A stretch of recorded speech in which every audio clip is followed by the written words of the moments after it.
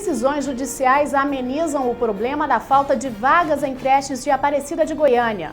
Produtividade e eficiência do TJGO são destaque em avaliação do Conselho Nacional de Justiça. Variedade de estilos em mais de 50 peças de obra de arte fazem parte da nova exposição do TJGO. Em nosso estúdio vamos receber o vice-presidente do Tribunal de Justiça do Estado de Goiás, desembargador João Waldeck. Esses são os destaques do Agenda Judiciária.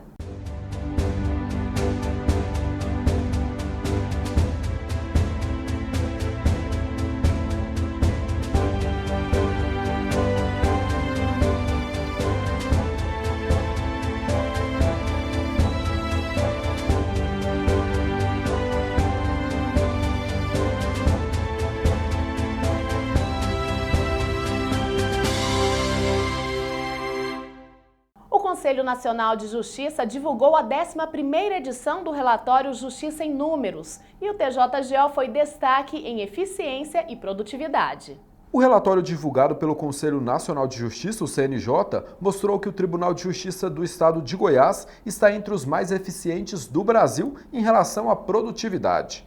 O Judiciário goiano está empatado com tribunais de grande porte, como Rio de Janeiro e Rio Grande do Sul. De acordo com o relatório Justiça em Números, o Tribunal de Justiça de Goiás conquistou o primeiro lugar entre os tribunais de médio porte no índice de produtividade de magistrados. Foram mais de 2.000 processos baixados no ano passado. Agora, se comparado entre todos os tribunais, o Judiciário goiano aparece em 4º lugar. Os outros concorrentes são tribunais de grande porte. O Judiciário goiano se destacou também com a menor taxa de congestionamento do país no 2º grau, com apenas 11%. No 1º grau, a taxa em Goiás é menor do que a média nacional, hoje em 72%. Programas como Justiça Ativa e o Mutirão Previdenciário ajudam a colocar Goiás nessa colocação de destaque. São projetos que facilitam o acesso à justiça e dão uma resposta com maior celeridade. Destaca-se também a Semana Nacional da Conciliação, em que o Judiciário goiano sempre é premiado pelas ações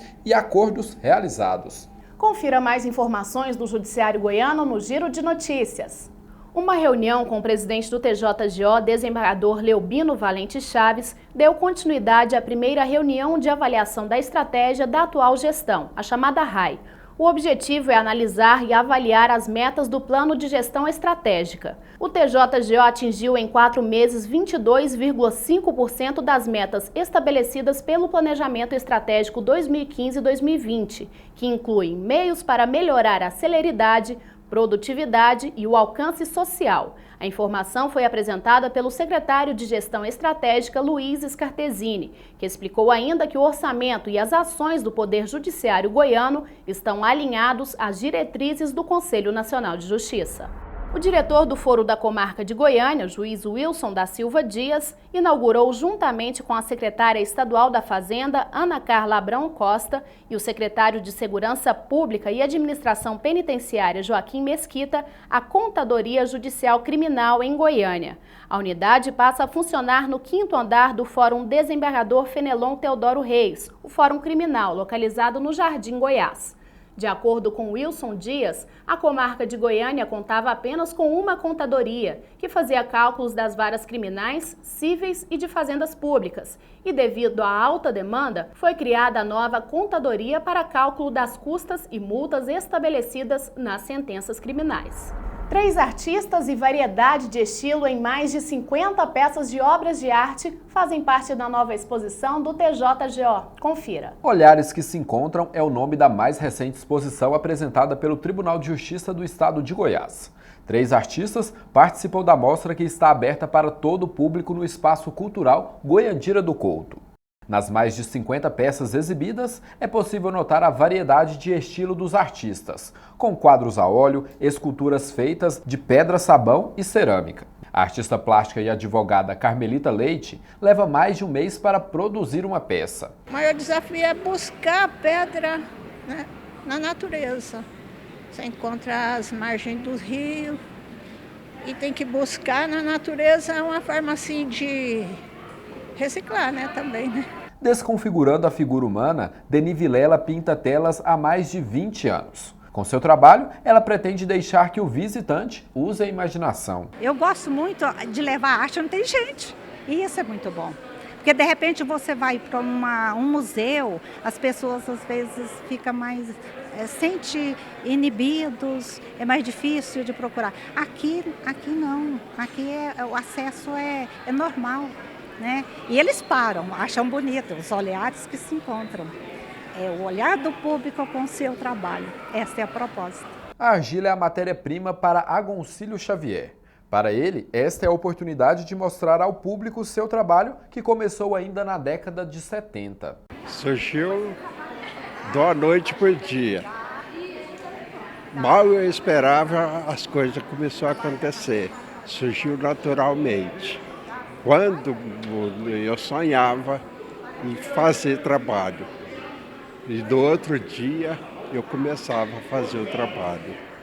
Aquilo que eu sonhava, eu começava a produzir. E a seguir, o vice-presidente do TJGO, desembargador João Valdec, é o nosso convidado no quadro Justiça em Foco. Voltamos já.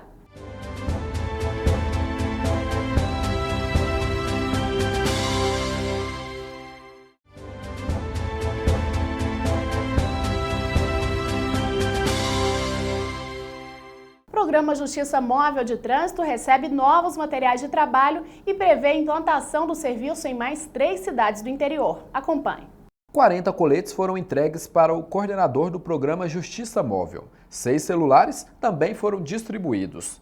O aparelho irá substituir o rádio amador, que gera custo maior ao judiciário. Nós estamos cada vez mais equipando a nossa Justiça Móvel de Trânsito para que a gente possa possibilitar ao usuário um serviço melhor, mais adequado, com mais eficiência, né? Com a entrega desses telefones celulares, nós vamos poder possibilitar que a equipe tenha uma comunicação direta entre as várias unidades da Justiça Móvel do Trânsito. Goiás foi o pioneiro na implantação do programa. Vários outros tribunais do Brasil já procuraram o Judiciário goiano para orientações para criar novos centros móveis.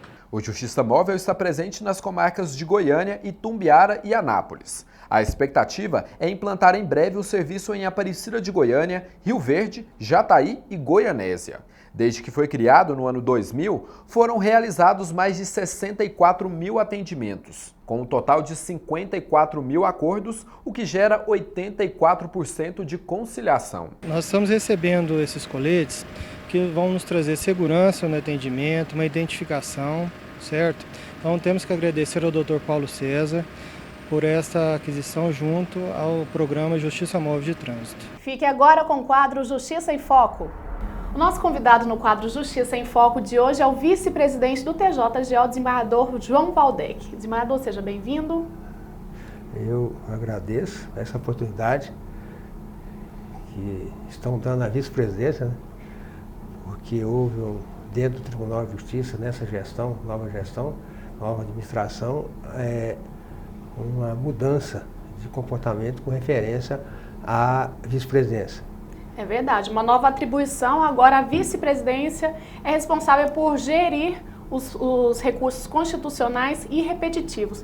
Desembargador, vamos explicar mais ou menos o que significa isso, esse trabalho. Esse trabalho é voltado aos recursos constitucionais.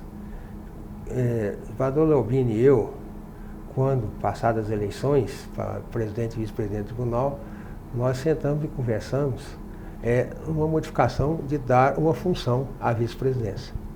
Porque eu já havia conversado com ele que aceitaria serviço, mas se eu tivesse uma função. Eu brinquei, eu não queria ser a figura rainha da Inglaterra. Certo, porque o vice-presidente ele representa o presidente em algumas ocasiões, né? Mas não tinha essa atribuição específica. E era, por incrível que pareça, era o único estado da Confederação que o vice-presidente do tribunal não tinha atribuição. Certo. Todos os outros tribunais, o vice-presidente tem essa função que eu passei a ter agora, certo, que é justamente gerir, administrar os processos, a área judicial, que é a área porque a presidência ela tem várias áreas de atividade, tem a área evidente administrativa, financeira, judicial. Então essa área dos recursos constitucionais é a área judicial da presidência. Então essa parte judicial foi transferida para a vice-presidência. Daí a razão de hoje nós sermos responsáveis pela tramitação né, de todos os recursos constitucionais no Tribunal de Justiça do Estado de Goiás. Que é a definição se os recursos vão ou não para as instâncias superiores, que é o STJ e o STF. E é um trabalho bem minucioso, né? Tem que ser assim, né, desembargador? É um trabalho porque aqui os recursos constitucionais, a admissibilidade deles, eles são regras oriundas inicialmente da Constituição Federal, evidentemente, por isso que são denominados recursos constitucionais, porque os requisitos que devem ser preenchidos estão na Constituição e tem requisitos também na legislação infraconstitucional, Código de Processo Civil e Código de Processo Penal. Então, essa tramitação desses recursos constitucionais, eles passam por 3 etapas. E nós, agora que assumimos, nós redimensionamos a vice-presidência. Nós temos 3 coordenadorias, que é o DALME, que é o responsável pela primeira fase, ele que recebe os recursos constitucionais, faz uma primeira triagem e depois ele faz a distribuição. Se ele recebendo, depois dessa análise que o DALME faz, ele vai passar esse processo. A maior parte vai para o NURER, né? Que é o núcleo de recursos repetitivos e repercussão geral. O NURER é que vai fazer uma análise dos recursos. A parte principal do recurso hoje é isso, justamente porque aí esse núcleo, o NURER, ele vai analisar se aquele recurso, se já tem um recurso representativo daquele tema no STJ ou no Supremo. Ou seja, seria um recurso similar, que a mesma decisão que teria, ele vai servir para esses outros também. Se tiver um recurso representativo já no Supremo ou no STJ, então esse recurso ele vai ficar suprestado aqui. Fica aguardando a decisão, do recurso representativo.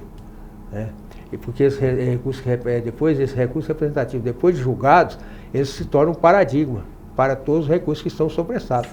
Isso diminui esse volume dos serviços para os tribunais superiores. Se aquele recurso, tanto ou especial ou extraordinário, não tiver um recurso representativo, aí ele vai para a terceira etapa, a terceira coordenação, que é com a doutora Meire, que ela, assim, aí ela vai fazer uma análise se aquele recurso preenche todos os requisitos legais. É aí que vai se fazer realmente o juízo de admissibilidade daquele recurso. Para ver se realmente esses recursos vão ser encaminhados para as instâncias superiores. Aí, essa última etapa, essa última análise, é que vai se verificar se preenchidos os recursos, aliás, aquele recurso é preenchido todos os requisitos, ele vai subir, ele vai ser admitido. O termo usado é esse, técnico. Ele vai ser admitido, então ele vai subir. Desembargador, e qual que é o volume desses recursos que chegam ao núcleo mensal?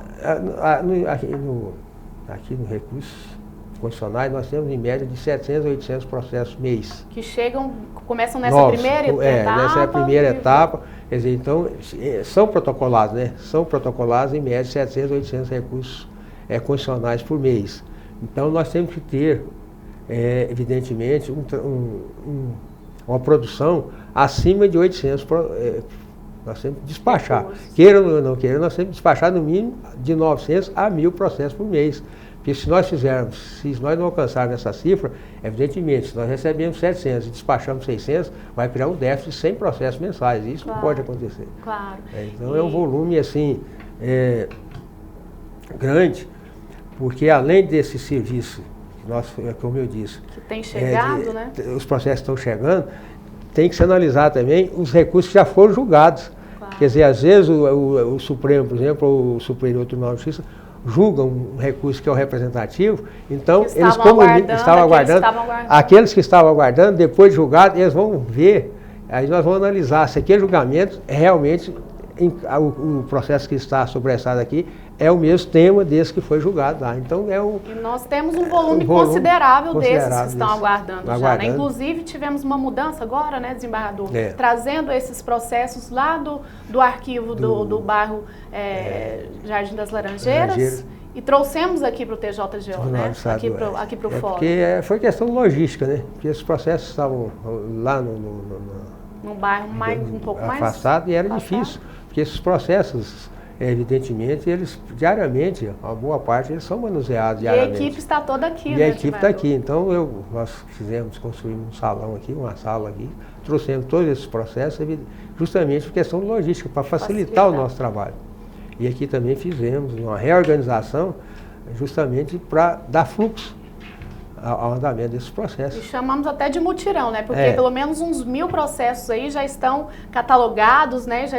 Já sendo analisados para tentar zerar esse volume. Né? Terminando esse primeiro mutirão, que foi uma experiência, eu vou sentar com os coordenadores para a gente ver o resultado e, se for um resultado positivo, nós vamos dar continuidade a esses mutirões, justamente para dar mais evasão ao andamento desse processo. Né? Com certeza. E a expectativa também que futuramente isso torne ainda mais célere com a digitalização também, né, desembargador? Acho que a tendência é essa, né? E que esse trabalho seja cada vez mais eficiente. Porque a nova administração do Tribunal, o desembargador Leobino, ele está fazendo um trabalho no sentido de imprimir e no Tribunal de Justiça, implantar, melhor dizendo, o processo eletrônico judicial. Claro.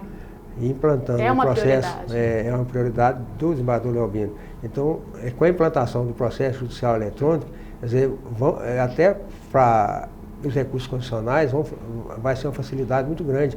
Porque, por exemplo, igual nós acabamos de falar, quando o recurso é admitido, ele não sobe o físico mais. Aquele volume, aquele processo, aquele material não sobe. Ele é digitalizado inteirinho, ele é totalmente digitalizado e sobe por via eletrônica. Isso facilita bastante. bastante. Eu até costumo brincar que o corpo fica aqui e a alma sobe. É verdade. É digitalização, né? É eletrônico, né? Então, claro. Não sobe o físico. Né? Tá o físico certo. permanece aqui no tribunal. Desembargador, então, bom trabalho, né? Que continue um bom trabalho nessa nova atribuição e obrigada por ter participado aqui com a gente. Eu que agradeço essa oportunidade, inclusive, de mostrar a vice-presidência, né? Claro. Porque a vice-presidência hoje, com essa nova função, a nossa responsabilidade, né?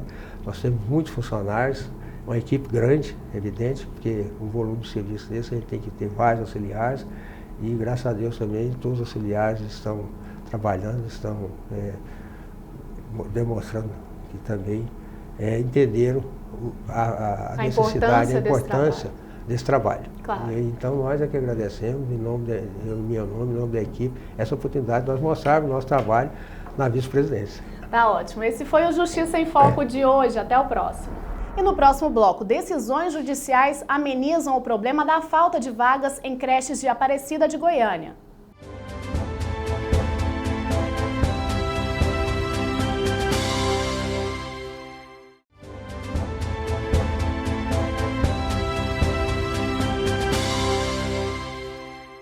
A falta de vagas em creches de Aparecida de Goiânia tem sido um grave problema na cidade e algumas decisões judiciais foram tomadas para amenizar a situação. A decisão da juíza Stefane Fiuza Cansado Machado, do Juizado da Infância e da Juventude de Aparecida de Goiânia, em que condenou o município a pagar creche particular a crianças devido à falta de vagas em creches municipais, chamou a atenção da mídia. A magistrada explicou o motivo da decisão. A partir do momento que a família não tem condições econômicas, né, para colocar o seu filho num CMEI, numa creche, procura-se o Ministério Público ou a Defensoria Pública, quando então será avaliada a renda familiar dessa família, vez que, como a demanda é muito grande, necessita-se que seja realmente uma família que não tenha condições de arcar com uma escola, um CMEI de forma particular. A partir daí, comprovada essa questão da renda familiar, colhe-se uma declaração desse familiar e o Ministério Público ou a Defensoria Pública impetra um mandado de segurança, solicitando que o Judiciário conceda liminarmente essa notificação, essa citação do município para que conceda essa vaga para essa criança no CMEI. Atualmente, o município conta com 7 CMEIs, atendendo cerca de 3.000 crianças. Segundo o secretário municipal de Educação de Aparecida de Goiânia, hoje no cadastro de espera tem 4.000 crianças aguardando vagas. Essa questão da educação infantil, ela é no Brasil inteiro. Ou seja, o Brasil inteiro hoje não atende 12% da demanda que existe, até porque é uma questão nova. Ou seja, é apenas de 2009 para cá que a criança, na realidade, já recebe na educação infantil a primeira etapa da educação básica. Antes tinha um caráter apenas assistencialista, de cuidar da criança enquanto os pais trabalhavam. Agora não. Até o final de setembro, outros 6 CMEIs entrarão em funcionamento. A previsão é que até dezembro de 2016, o município entregue outras 31 unidades. Desde 2012 que o município vem construindo CMEI e temos recurso garantido num convênio com o FNDE para até o final da nossa gestão a gente entregar 43 novos CMEIs, ou seja, saindo de 7 para 50. Hoje nós temos 13 funcionando e ainda na primeira quinzena de setembro nós vamos colocar em funcionamento mais 6, abrindo vaga para 720 novas crianças. 70% das vagas oferecidas hoje são para crianças oriundas do Bolsa Família. Veja agora outras decisões tomadas pelo Judiciário goiano nos últimos dias. Plano de saúde é condenado por negar cirurgia de emergência à idosa. A Unimed Goiânia foi condenada a pagar danos morais no valor de R$40 mil a 2 filhos de uma idosa que teve cirurgia de emergência negada, sob a alegação de estar no período de carência. A sentença é do juiz José Ricardo Machado, da 6ª Vara Civil da capital, que considerou inadequada a postura do plano de saúde, já que com a demora para autorizar o procedimento, a paciente teve seu estado de saúde agravado e morreu. O juiz observou que o plano de saúde deveria cobrir procedimentos de urgência e emergência, mesmo no período de carência, por respeito ao princípio constitucional da dignidade da pessoa humana, ainda que a restrição esteja em contrato. Mulher que foi eletrocutada ao encostar em fio de energia deverá ser indenizada. A CELG foi condenada a indenizar uma mulher por danos morais em R$60 mil e ao pagamento de pensão mensal vitalícia no valor de um salário mínimo. Ela perdeu os movimentos do membro superior direito após ter sido eletrocutada ao encostar em um fio de energia que passava perto de uma árvore de sua residência.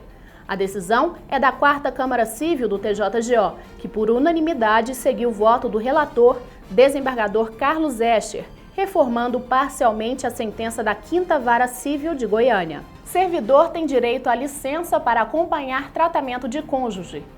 A 6ª Câmara Civil do TJGO decidiu por unanimidade seguir voto do relator, o juiz substituto em 2º grau, Wilson Safatli Fayad, concedendo a segurança pleiteada por um servidor público, conferindo-lhe licença pelo período de 30 dias para que possa acompanhar o tratamento médico de sua esposa. O período de licença havia sido parcialmente deferido pela Gerência de Saúde e Prevenção, concedendo apenas 10 dias para acompanhamento de doença em pessoa da família.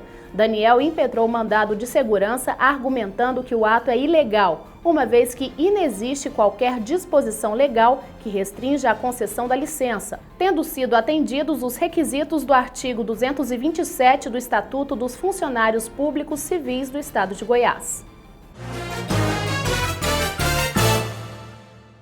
Você está em busca de oportunidades de trabalho no Judiciário? Então confira agora as nossas dicas no quadro Cursos e Concursos.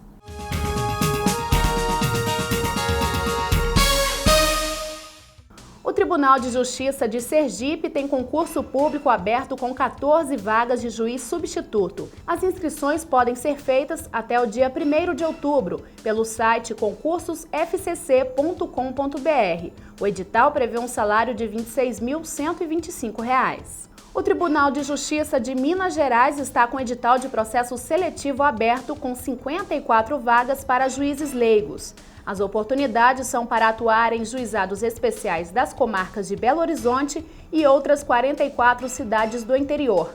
As inscrições devem ser feitas até o dia 21 de setembro pelo site consulplan.net.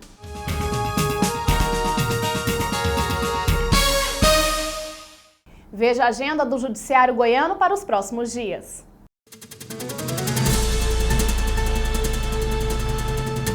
Nos dias 23 e 24 de setembro, o mutirão previdenciário do programa Acelerar vai até a comarca de Itaberaí.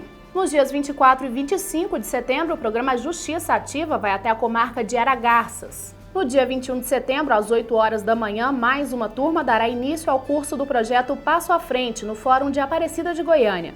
Serão 2 semanas de aulas de preparação para o ingresso de jovens no mercado de trabalho. Também no dia 21 de setembro, às 9 horas da manhã, acontece a inauguração da oficina de informática no Fórum de Aparecida de Goiânia. No dia 25 de setembro, em Uruaçu, acontece mais uma audiência pública da Corregedoria Geral da Justiça de Goiás.